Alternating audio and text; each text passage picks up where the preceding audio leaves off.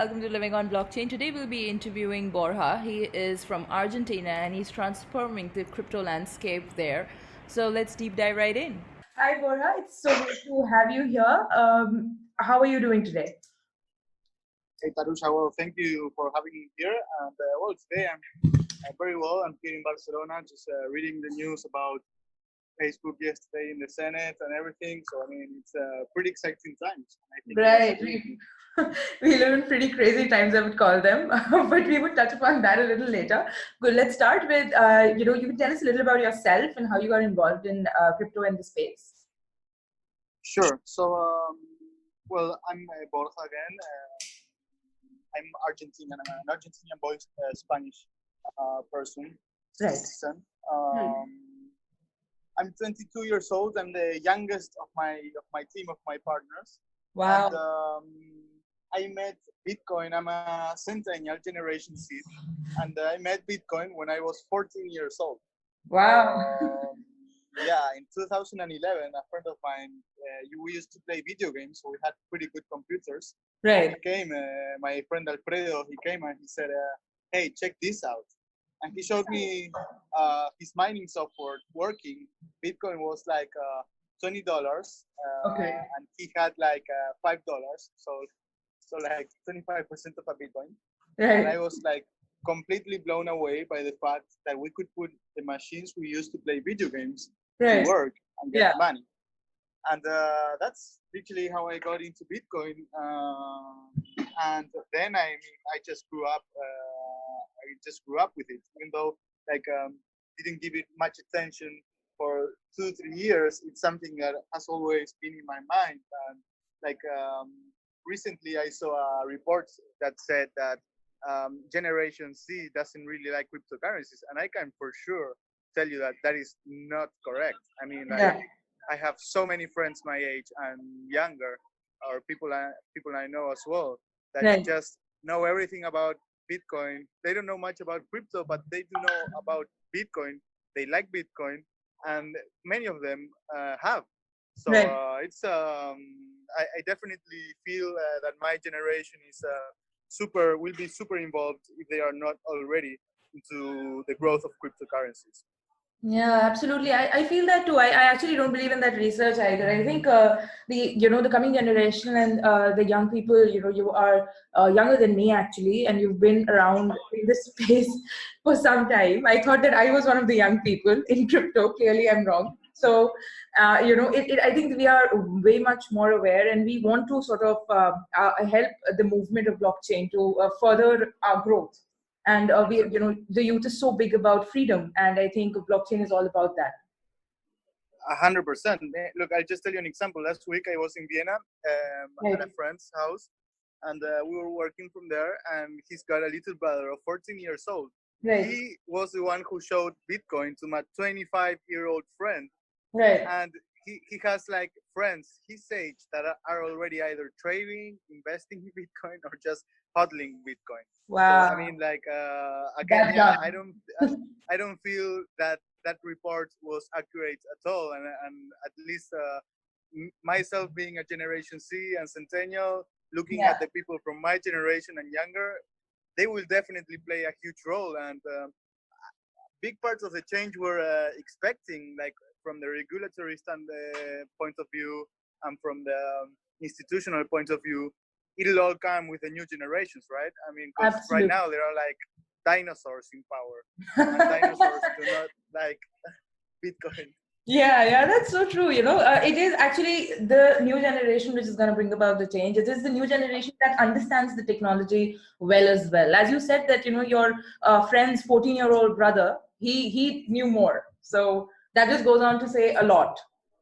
Exactly. And like tell a 14-year-old kid that everything is instant right now, and also with cryptocurrencies, tell him to pay like a friend in other parts of the world, just send money, a friend of his from like video games or whatever, tell him to do a bank transfer. And not only that, but also tell him that the bank transfer will delay like some days. Right. He will be like, what is that?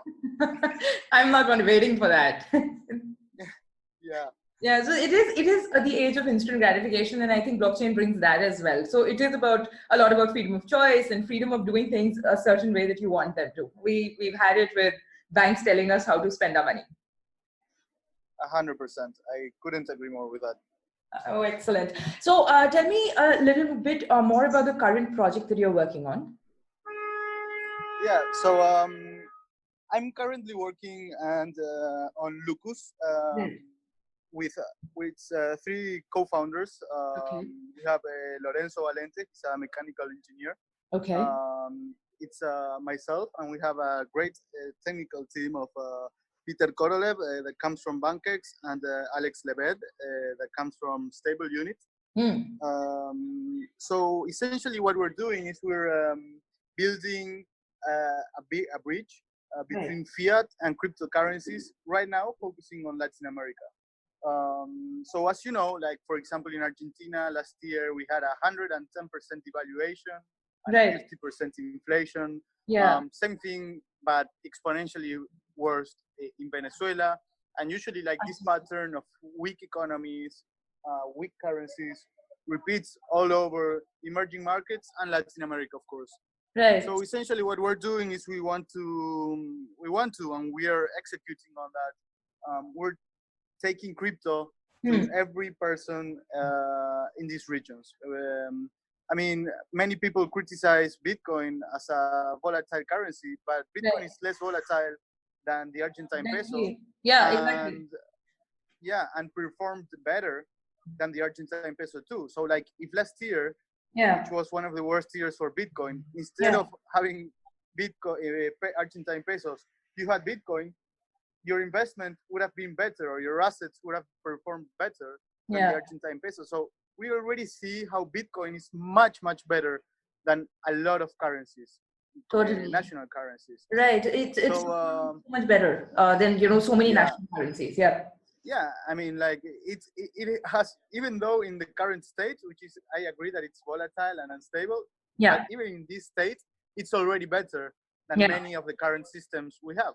So we want to make sure that we provide this new vehicle of and way of living, because like it's not only about having a different currency, it's about having financial freedom, more privacy. It's about being able to pay whoever you want, wherever he is, at any time you want, no boundaries, no limits. So we want to take this thing called Bitcoin, that is really a new lifestyle and that provides new quality life to every single person that has been suffering their own national currencies for years and years. Because like if you're from any of these countries, Latin America, emerging markets, like you suffer your country. It's insane, but you really suffer your country. So we see that this currency called Bitcoin is definitely something that will solve many people's problems. Even with the problems that it has today, Bitcoin, it still solves so many pains and so many needs from people from these countries. But yeah, what we're doing is that right now we have spent all our like early stage paying lawyers and accountants and more lawyers and more accountants just to get the legal structure right, and to get like to make corporate structure that really allows us what we want to do, that is really bank the unbanked and take financial services to everyone. Because we also have to remember that Bitcoin is the first step to decentralized finance. True. So like people will not need any banks at all, and that's what we want to do. We want to really give financial freedom to people, and that's what we're doing. Absolutely, yeah. So that's wonderful. I think all of us in the blockchain community, we are somehow we are trying to push the cause for banking the unbanked, and it's wonderful that you guys are doing it in Argentina. So what is the policy like? What is the law like in Argentina regarding crypto or blockchain projects? Well, that's a good question. The policy is like it's really open around here, as long as you are compliant and as long as you do the things that you have to do with the law. Things are okay. Let's see. Just to give some form of context, Argentina is a country that is constantly in crisis. Right. And when your country is constantly in crisis, you just need solutions. You don't care what solution you bring. Right. You just care about bringing a solution. Right. So when companies like this start thriving in these countries, and they start doing well, and they pay taxes, and they contribute to the economy, like really the governments don't care it's Bitcoin or it's whatever. They just care that there is a company that is performing well, and it's like being compliant with the law and with the taxes and with everything. So like, why cut that progress, right? So essentially they are very helpful. They are very good. It's easy to work with them, and it's also good to have direct relationship with the regulatory entities. However, it is also something, as it's completely unregulated, and like I tell investors in our pipeline and just partners and everything, like we don't have licenses because licenses do not exist. What we have is a great puzzle, because like to get and this goes between quotation marks, licenses, which again do not exist. Instead of doing that, you just need very good lawyers and very good accountants that help you to register your company under the right categories, under the right specifications that will allow your business to perform certain actions, corporate actions, and to be liable to certain taxes as well. Because in the end, this is a game of lawyers and accountants, and then it all comes to execution. But if you don't have like the correct corporate structure, it's gonna be super hard. And the problem here is, again, as it's unregulated, it's really complicated to know what is going to happen once regulations come. So we have some plans, contingency plans for that. We want to make sure that whenever regulations come, we want to be one of the companies that makes through that. Right. Okay. So that's excellent. So do you, right now you're saying because there is no policy, there are no licenses, so it basically comes down to the corporate structure of the company? Completely. I mean, it's completely about that. It's really, there is no straightforward to doing this. It's more like a puzzle and a riddle. Right. And yeah, definitely it all comes to a game of who's got the best accountants and lawyers to really make things work. And that's why we have been spending so many resources on that as well. And then we just have a really strong corporate responsibility area. I mean, we donate 5% of all the profits we make into social and environmental impact. I was just checking your website, and I was so impressed by just the landing page and you know how you sort of donate 5%. I think that is wonderful. We'll talk more about that as well. I totally want to cover that. So essentially, we were not born because we wanted to make a crypto company. We were born because we understand that we are in the verge of creating completely new financial systems for everyone. So we really understand these times, these years, as a breaking point of how the world is going to be built towards the future. So coming from a region where everything is inequality is so big, and many times things are so unfair, and our team comes from very lucky families and everything, but we are deeply moved by how, again, inequality is around here. So we really wanted to embrace this breaking point at which we stand from a technological and social point of view to make a real change and to make something different. So when we started this, we didn't say, let's do a crypto exchange or brokerage. We just said, let's build a new economy. And we believe that problems in the future will need to be solved by everyone. It's not enough with only governments taking care of the environment and social problems. It's not enough. And the proof of that is that our current state. And also we see how private companies are gaining so much power that, I mean, it's so hard. And we believe it's impossible for governments to be the only ones who address, again, social and environmental problems. So we said, why not creating the first company that has at the core of its business to create social and environmental impact and change, and settle this as the future of the economy, as the future where everyone is involved in making a change. We all make money, of course. If you don't make money, like you'll shut down the business. Yeah, you can't survive.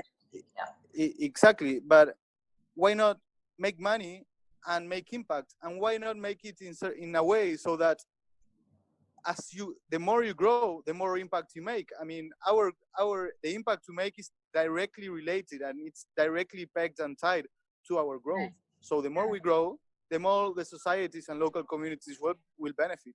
So it's all about that. We really wanted to create a different future, a future where companies are deeply involved with communities.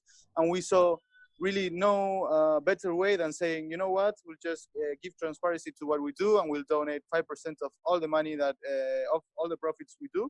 And it's under development, but it's going to be truly open source and open for the people. It's the users who will choose where these funds are destined to, because in the end we want to give the power to the customers. And if you as a customer are worried about the forests in your local community, then you can just open a pool to support the forest in your community, and then anyone will be able to choose that cause as a destination for 5% of our profits. So it all comes wherever we make the profits, we reinvest in that place. So as a user, you will only be able to make us donate 5% of what we make into initiatives in your country. And the second concept that this brings is complete transparency, because if you buy, let's say, $1 Bitcoin, and we tell you that we just donated $5 to whatever cause you chose, that means that we made $100 of profit on the Bitcoin you bought. So that means that you know exactly how our business model works. And that means, again, that if you see that our price of Bitcoin, let's say, in our market is $100 or $1,000, let's say, and we made $100 in profit because we donated $5, which is 5%, then you can say, okay, these guys are, if the Bitcoin is for 1,000 and they are earning 100, they are putting a markup of like a little bit above of 10%. So then people will say, okay, these guys are making $100 per Bitcoin with Bitcoin at 1,000, and they are donating 5. Okay, so what about all the exchanges and markets that have Bitcoin above 1,000?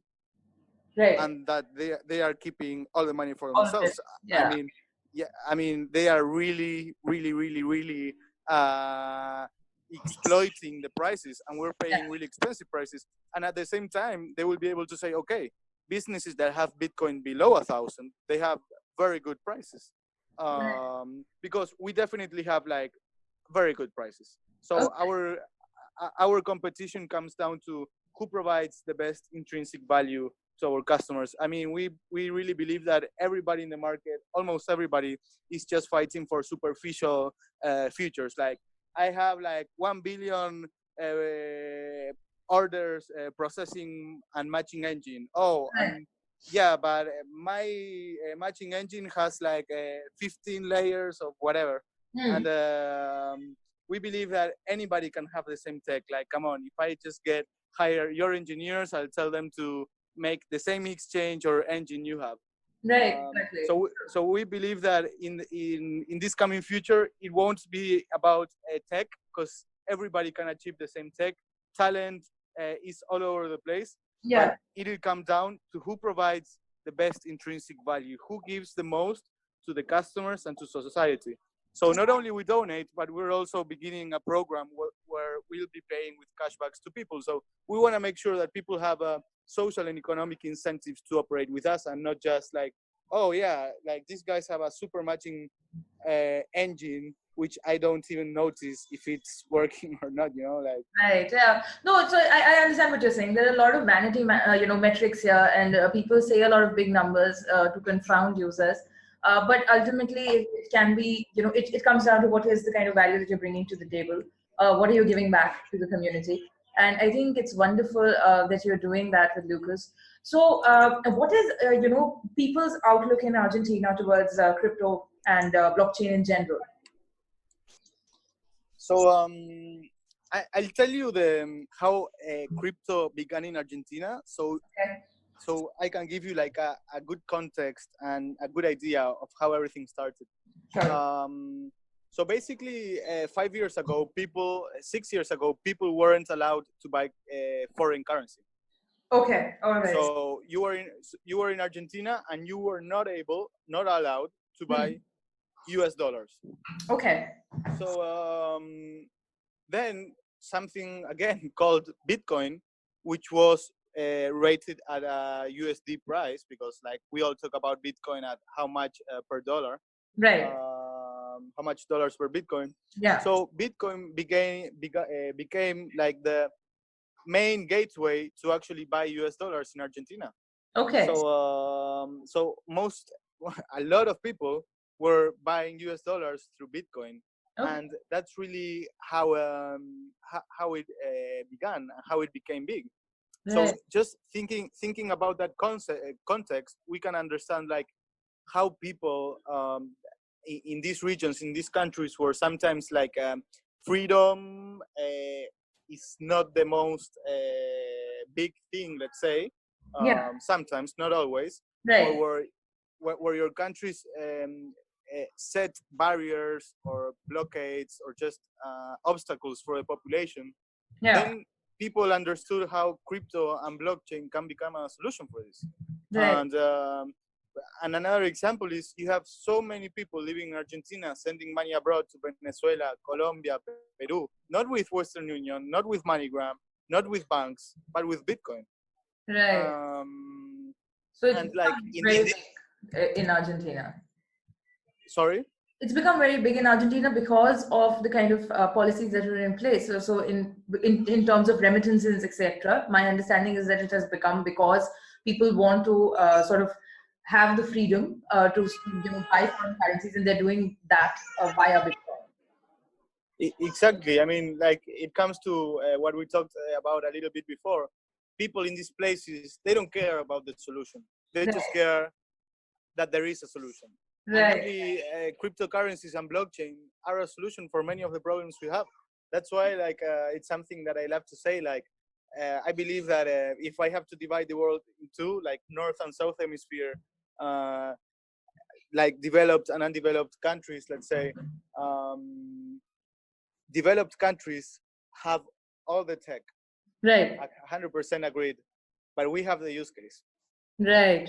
Yeah. The use cases are happening here. Yeah. The use cases are happening, in all of these areas where Bitcoin can actually, you feel the power of the technology because it's actually helping you solve a very real problem, which is an everyday problem. 100%. Like in Venezuela, you can go have dinner to a restaurant and you can pay like in Litecoin or Bitcoin. Right. How crazy is that? It's so wonderful to see that, and in some parts of the world where people are not able to understand crypto so much and they have a very bleak outlook towards it, it's so wonderful and heartwarming to see these kind of, visuals and articles that, you can actually go out and then have dinner and pay in Litecoin. That's why there is cryptocurrency, I think. 100%. And yeah, like the use case is so strong because if you look at Bitcoin as a currency with the monetary policy and everything, Bitcoin is already better than our currencies. So it's strong in that use case. As a currency, it's already stronger than ours. If you look at sending money abroad and international transfers, that people use this here a lot because they send money to their families back home because many of them have poor families and so on. Like that's another use case that works much better than the normal system. If you look at corruption and transparency, then blockchain is another use case. And literally everything about the technology is a use case down here. And that's why it's so beautiful and so magic. This is wonderful to hear that, the people are welcoming towards this new technology and they're not fearful of it and they're actually using it. This is absolutely wonderful.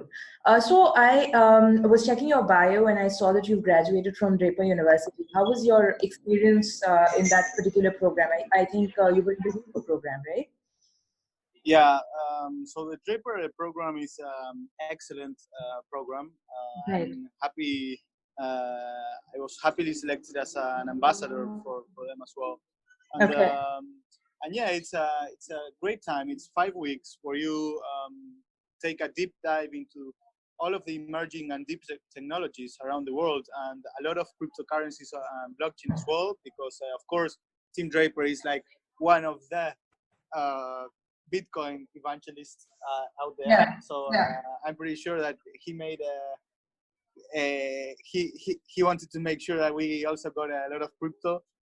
We spent a lot of time with Tim. Actually, we went camping with him, had a lot of sessions with him, received feedback from him about our companies and so on. And yeah, overall it was so magic meeting just people from, it was 65 people from 26 different countries. So you can imagine the diversity, people from South America, North America, Europe, Asia, Africa, Middle East.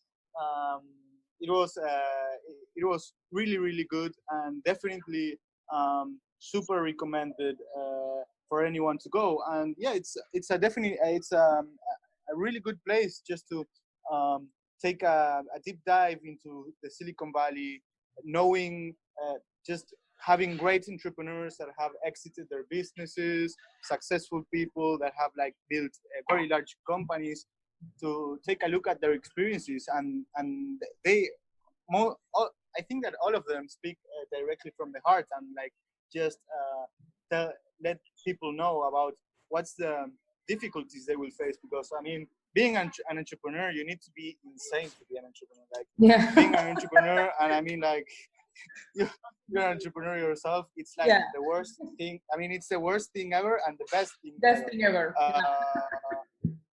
But sometimes it's like, come on, man. It's so crazy. Like the other day, it's such a roller coaster. The other day, we had 2 calls with 2 providers. One of our providers, which was like, looked everything that was so good, so great. Their company was like, for what they had told us the previous week on the previous call, they were like everything that we needed. And then we had these guys that we didn't really feel comfortable. In the first call we thought that they were not really good and so on. And like, we have the follow-up call. The one that turned out to be amazing and everything was actually super nuts. He like contradicted everything of what he said the previous week. Like all of what he painted was not real. The other guys, which we didn't give, like we wouldn't bet $1 for it, they actually said, okay, we want to put money in your company as well. So we were like, oh man, this is such a classic entrepreneurial day. Like there's so many ups and downs in a day, like emotional upheaval, and then you're doing fine. I mean, how crazy can it get? It's like, you are super, you get the best news ever, and then at the same time you're like getting the worst news ever. So but it's also refreshing. I mean, our team is super resilient and super like we embrace chaos, because we come from countries that live in chaos. So for us, being in a roller coaster is like where we were born and raised. But I love that. Very, I mean, like imagine you live in a country where every year you have like 30% inflation, devaluation. I mean, it's just completely insane. It is insane, I mean, I cannot plan for tomorrow because I don't know if you make it past today. That's how you live in South America. But anyways, it's always really good to like listen to really top-notch people in the Silicon Valley. I mean, that maybe you believe that they are gods, or they came out of a UFO. And see that they are just human beings, just like you, and with just resilience, hard work, and being as prudent and trying to make the best decisions based on experience as possible. Anything is possible. So I think entrepreneurs everywhere have a very similar kind of journey. They're usually, a mad bunch who are really trying to bet against all odds, and there's a lot of emotional upheaval. But ultimately, what it comes down to is a lot of smart work and a perseverance. Ultimately, as you said, it's resilience on the part of those entrepreneurs who've made it big. And then when you sort of connect, it somehow makes your struggles feel a little easier. There is a sense of camaraderie, right? That, you know, there is a community who goes through the exact same thing as you are, and there is support then. 100%. I mean, 100%, and it's very important. Like this advice for every person that wants to be an entrepreneur.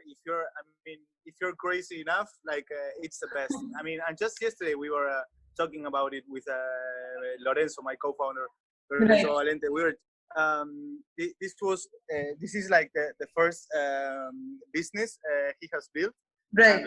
And I was asking him how he felt and everything, yeah, we were talking about how insane it is to, like, as an entrepreneur, you create value out of thin air, because, like, if you start making that money, creating that value, it's because nobody else was doing it. You know? So it's really so crazy how you are filling a hole where there was nothing, and you're really creating value, and you see money, and you see growth, and you see new people coming in, and it's like completely insane and satisfying to, like, see your own baby grow. But again, you need to be ready to like, for chaos and a combat zone and a war zone, because being an entrepreneur is being perpetually in the war zone. I mean, you need every day. I mean, there's nothing but problems, and you need to be the person who brings only solutions. And that's why, I mean, you will agree with me. I mean, at least we look for people that they just bring solutions. Like, if you ever have as a startup, if you ever have somebody that brings problems, you already have, like, a rain of problems, like a cascade of problems. So it's so important to bring problem solvers, and it's just beautiful. Yeah, it's really very fulfilling as well. You've also been a part of G20 Young Entrepreneur Alliance. So what exactly is the motivation behind that particular group and alliance? What did you learn? So the G20 YEA is it's a great group. It's a group of young individuals that are selected from the commerce chambers and production chambers from each of the countries. And it's usually high talented and high skilled young individuals and professionals that have considerable companies. And the G20 YEA, it's like it's 3 days where you have all these great entrepreneurs and young business people, where you just connect to make more business. I mean, it's such a great scene to really make very good connections, to expand businesses, expand frontiers, and in the end, it's like the G20, where you have countries that get together to do business and to do partnerships and so on. Well, it's exactly the same thing, but for a younger target, for a younger segment of skilled entrepreneurs and business people that are ready to go to those 3 days wherever the G20 is, and just develop commercial relationships, professional relationships, and also friendships. I mean, the G20 YEA group is a great group. I keep in touch personally with so many people of the committees, and it's such a helpful network, because it's friendship oriented, but it's also super business oriented. It's super useful and fun, and work-wise super how can I say, it's like it gives when you seed and then you harvest, it gives a lot of fruits, we say in Spanish. I don't know how you say it in English. Okay, so basically it's a great network to be a part of, is what I can understand. And then, you know, once you synergize with the other members, there is obviously, you know, you can sort of help leverage each other's network, right? Exactly. It's about making it's about making business friends, for sure. And you have very talented people, so it's again, I would agree on what you say. It's a very good place to network and find partners to make your business grow. Excellent. So are you, do you have any plans to do an ICO or an IEO for Lucas? We don't have any plans for that in the moment. Right. We have, and this is not an investment advice, but we have the thoughts, or as to our analysis, we believe that there will be a major like clearing of many of the tokens and currencies out there, and Right. we believe that very few will be standing in the next short to mid-term. Right. So we just want to give our business traditional growth while using not traditional and innovative approaches to the market. But yeah, definitely ICO or IEO is not on our current plans. Okay.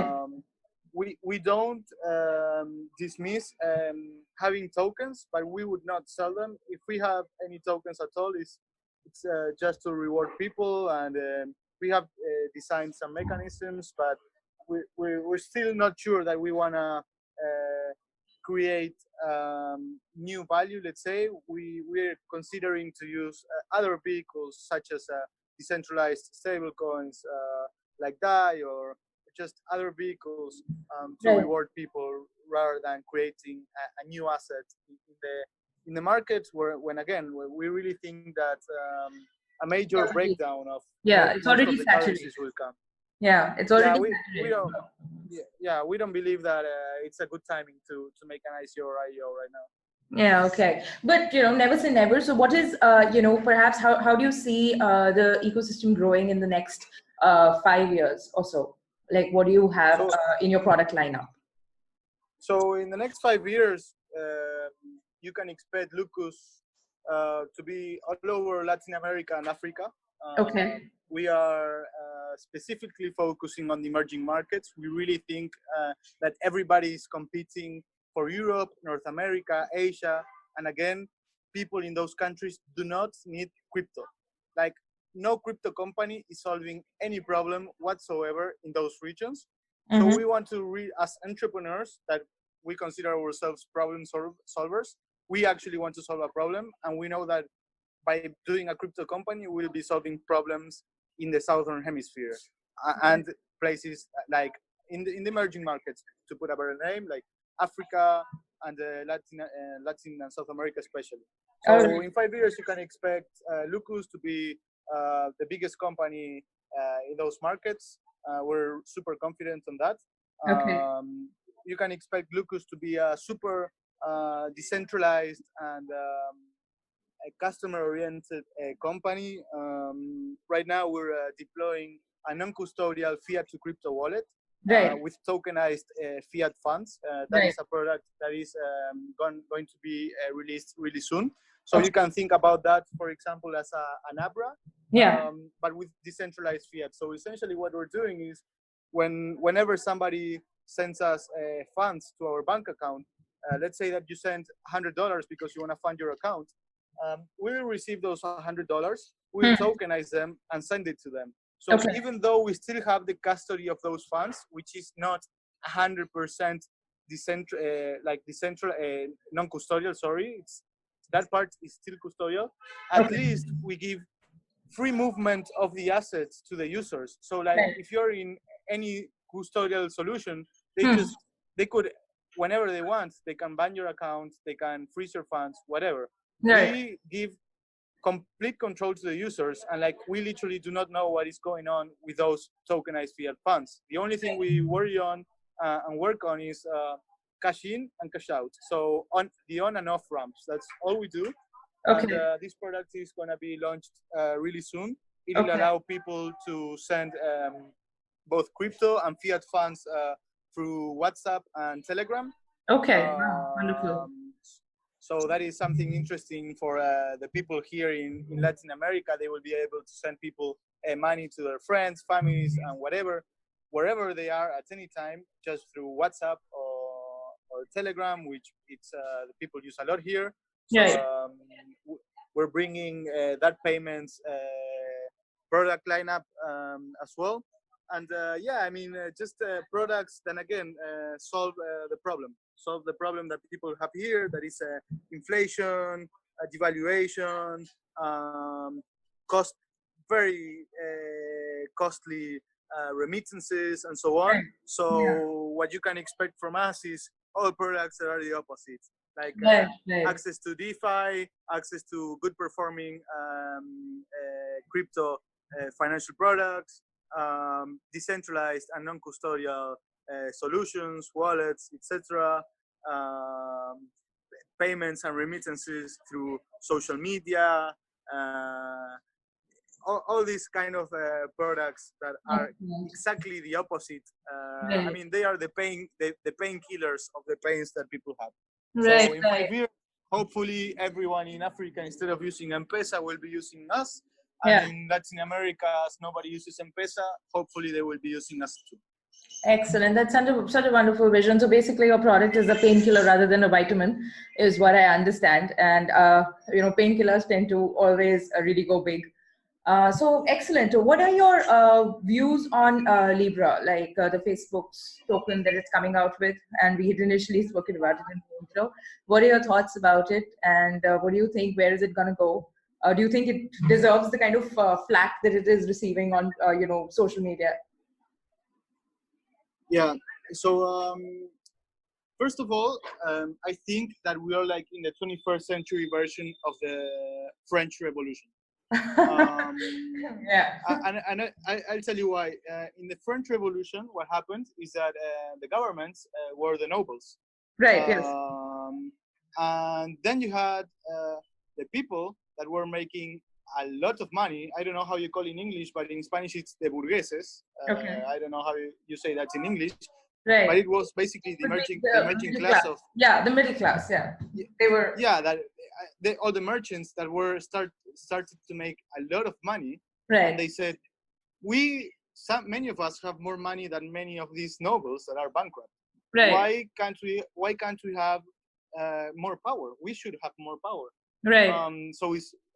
What happened back then was that they killed all the nobles and everything, and they took over the power and made the French Revolution with equality, freedom, liberty, and liberty. Yeah.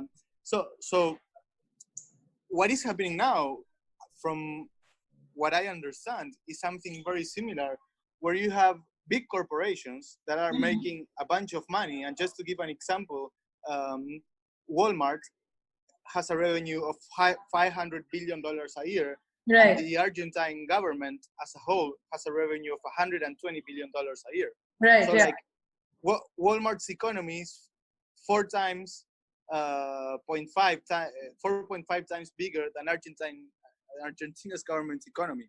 Right. Yeah. So you can already see how, taking the analogy, you have this emerging class, the corporations, which already have more financial power than the nobles, the governments in this case. So from my understanding, what we're seeing is that all the corporations are now saying, like, why don't we have more power if we have more money? Absolutely. So the only difference is that I'm pretty sure they won't kill anyone or anything like the revolution. This won't be a bloody revolution. Yeah, this won't be a bloody, I mean, at least from the physical point of view, because governments will suffer a lot. But I mean, it's the own problem that they created. I mean, like it's the problem of capitalism is like the power starts going to where the money is, and if the money is not in the hands of the governments, well, governments, I'm sorry to tell you, but you're losing the power. Yeah. So, having said that, I really think that is happening. Corporations are already seeing that they can or should have more power, and that's why, like, the Libra project is something. It's probably the biggest financial project ever in history to have been proposed, because we are literally talking about a global currency that won't be supported or run by governments, but that will be run by the biggest companies in the world that have access and maybe like 90% penetration rate at every country. And from my personal point of view, and to be honest, and as a big pure Bitcoiner and fan of cryptocurrencies, especially Bitcoin. I'm like, my friends bother with me that I'm a Bitcoin. Nothing could have been better for the industry than Libra project. I mean, I feel that the Libra project will bring in 2 billion users that will have access to Bitcoin one click away or one tap away. And that is so big. That is so huge. For the first time, all the people that do not know about wallets, about cryptos, about everything, Facebook will be doing the education for all of us, evangelization for all of us, and so on, about cryptos and wallets and private keys and this and that. They will be doing that for all of us. So the benefits of that will be seen by the industry as a whole. So like that's 2 billion people that we do not need to educate already. That's 2 billion people that Facebook will spend the money educating them. And then we will be the ones offering their services, because like for you in your market, everyone will buy Libra in Facebook with such an easy UX. And when they want to trade, they say, okay, now I have crypto. Maybe I can trade it for another and start investing. This is crazy world where anybody can invest, and they just go to your exchange in your region. And like they began trading in maybe like 10 minutes, whereas today, to like begin the experience, it's so hard. And if you don't find the right company, and I mean, it's such a hassle. And I mean, Facebook will make cryptocurrencies not a hassle. And that's why I see a lot of people do not like Facebook. They say like it'll gain too much power, which yes, they will gain a lot of power. I'm definitely agreeing with that. But I think as a person about my industry, and we bring decentralization, and the worst case scenario is we have 2 billion new users. So I couldn't be sad with that. Even I think that a lot of flack that Libra is facing is because because of certain things in their white paper that makes it look a little less than decentralized, and B, it is primarily because people have issue with Facebook in general, and that is why, with the privacy aspect in mind, they are criticizing Libra as well. But as you said, it would be great for mass adoption and for educating people, because there is a learning curve involved. Because it's actually, there is no learning curve, but because there is so much unorganized information when you start searching for crypto, or if you want to start off on this path, then Facebook, as you said, would be educating all these people at their expense, and that means more users for us.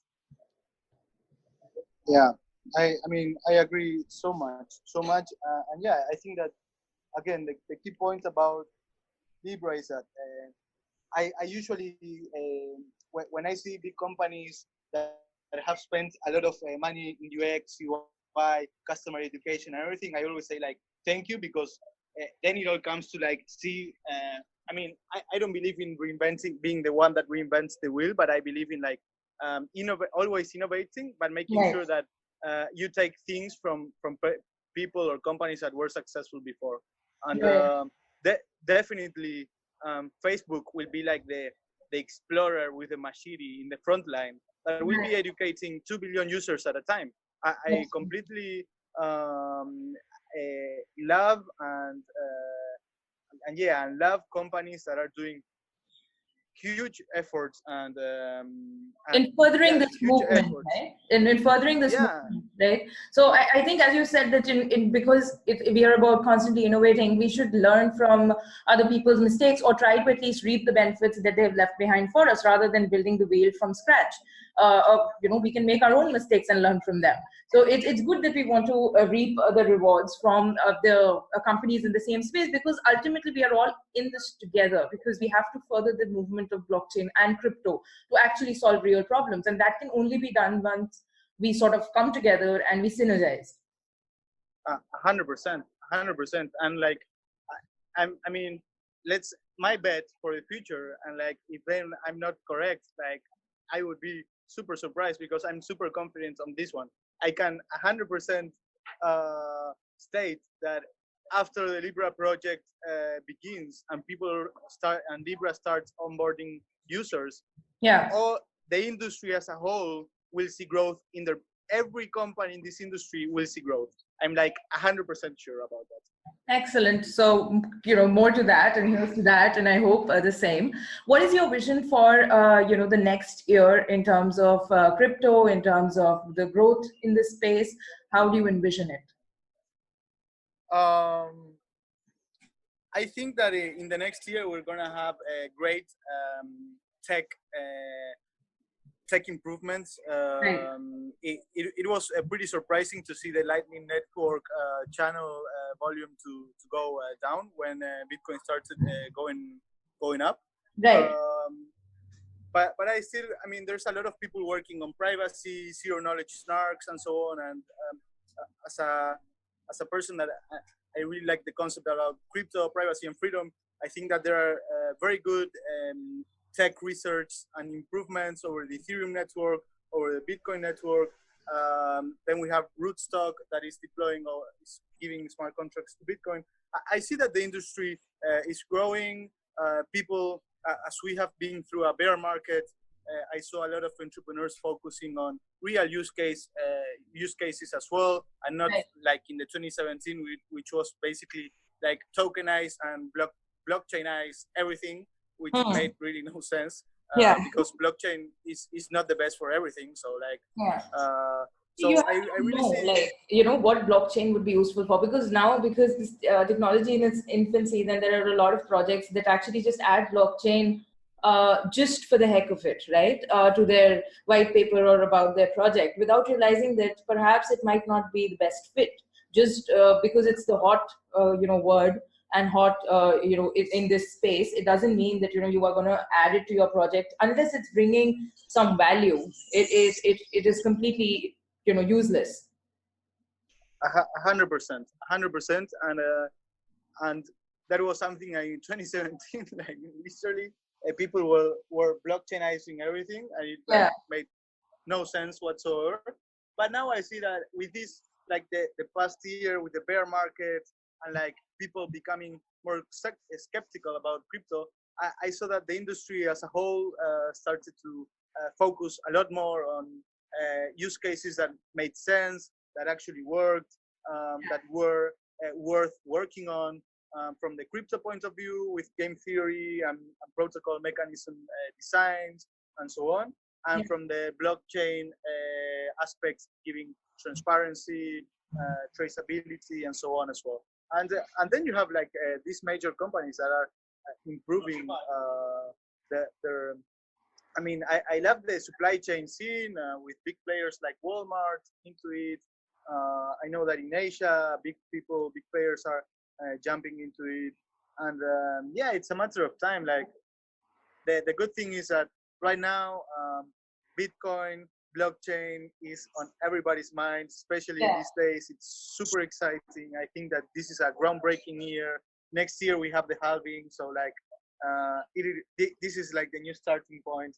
So yeah, I think that people in the blockchain and crypto industry will see very good sustainable growth as well. So I see a really good year coming.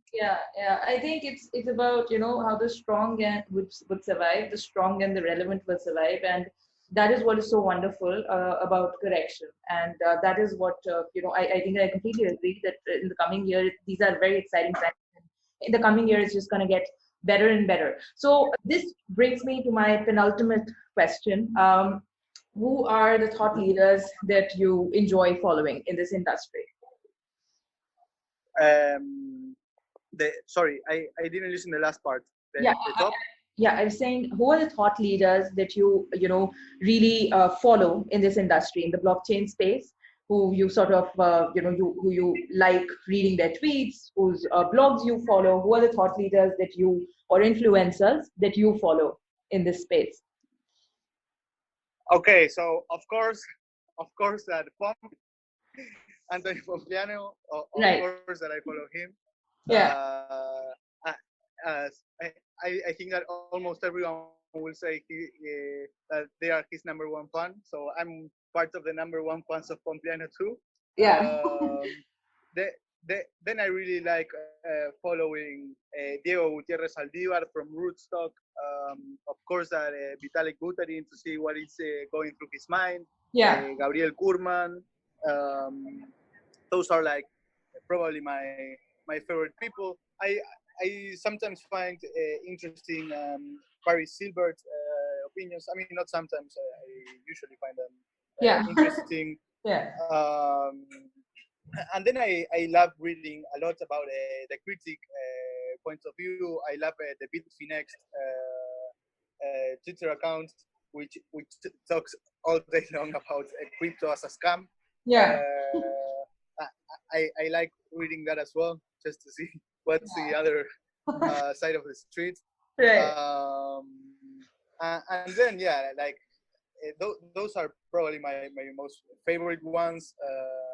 Then I'm a really big fan of the Argentine ecosystem, so I follow almost all of them as well. I feel like Argentina has, from the infrastructure point of view, they have a huge people, huge experts. Well, right now, Manu Arauz from Zeppelin announced that he was leaving Zeppelin, which was like pretty sad because I think that he has his contribution to the Ethereum network and community is very, very relevant with the Open Zeppelin and so many things that they did at Zeppelin for Ethereum. Right. But yeah, they are my most favorite ones. But for sure, I mean, like the number one is Anthony Pompliano. Like he's just so fun to read, and I mean, he's like such an all-in person. And well, of course, Tim Draper, our friend Tim, to whom I say hi. I'll send him the link to this podcast. Right. I mean, he's a visionary. He really saw Bitcoin when Bitcoin was quotation marks. Yeah, when Bitcoin was nothing, let's say, or was super small.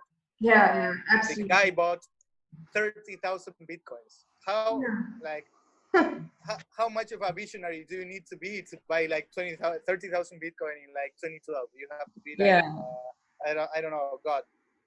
No, you have to be really future, seeing, and you need to have great foresight to actually be able to recognize this kind of technology. Are there any women thought leaders that you also follow? Because we are all about promoting women on this particular podcast, and that is something I personally believe in as well, that there are a lot of women in this space who do not get their due. So could you tell us a little, name a few female Argentinian thought leaders and our listeners? Yeah, I follow a lot Florencia Ravena from Boon. Okay.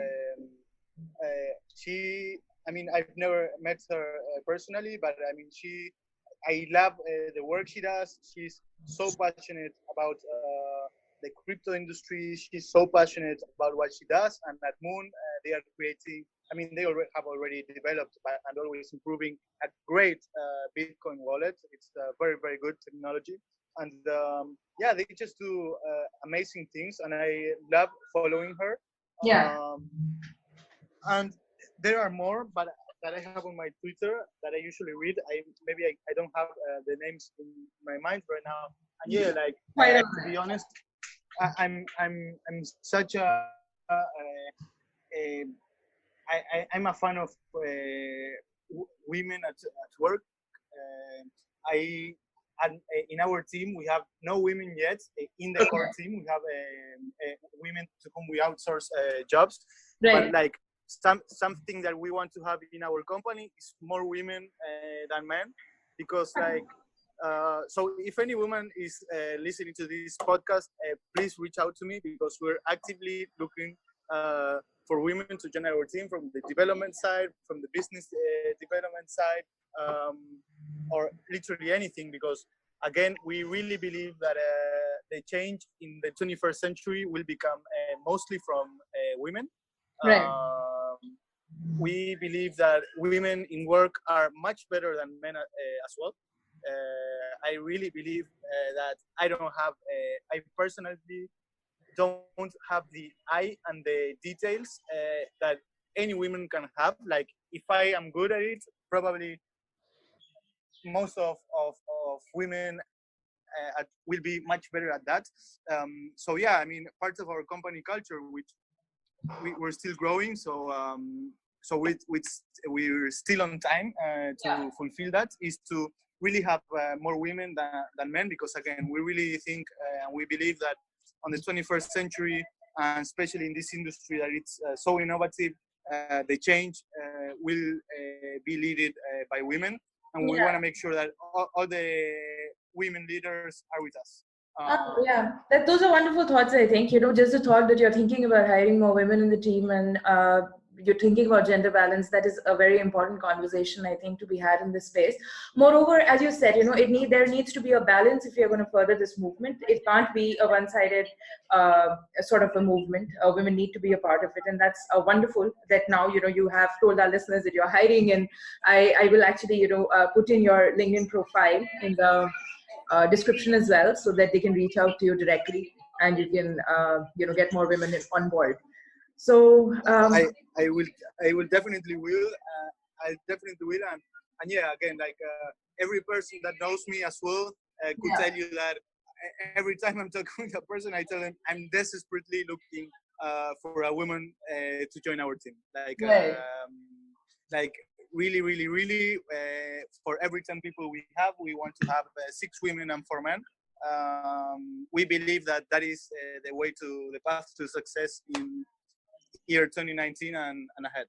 That's wonderful to hear, absolutely. So this brings me to my last question, and this is the question that I ask everybody who's on this particular podcast. How would you suggest to our listeners that they can start living on blockchain? I mean, everything is there already. So if I were you, a listener, I would buy Bitcoin and Ethereum. Right. I would just put those assets into decentralized lending or companies like Celsius and so on that provide interest on those assets. Right. And just enjoy. I mean, that's the first part of the traditional banking services, which is like checking, storage, and interest. Then if you need remittances and so on, well, the assets are a remittance vehicle by itself. So you can directly send to whoever you need to send.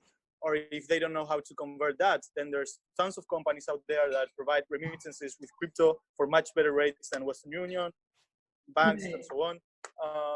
So yeah, I mean,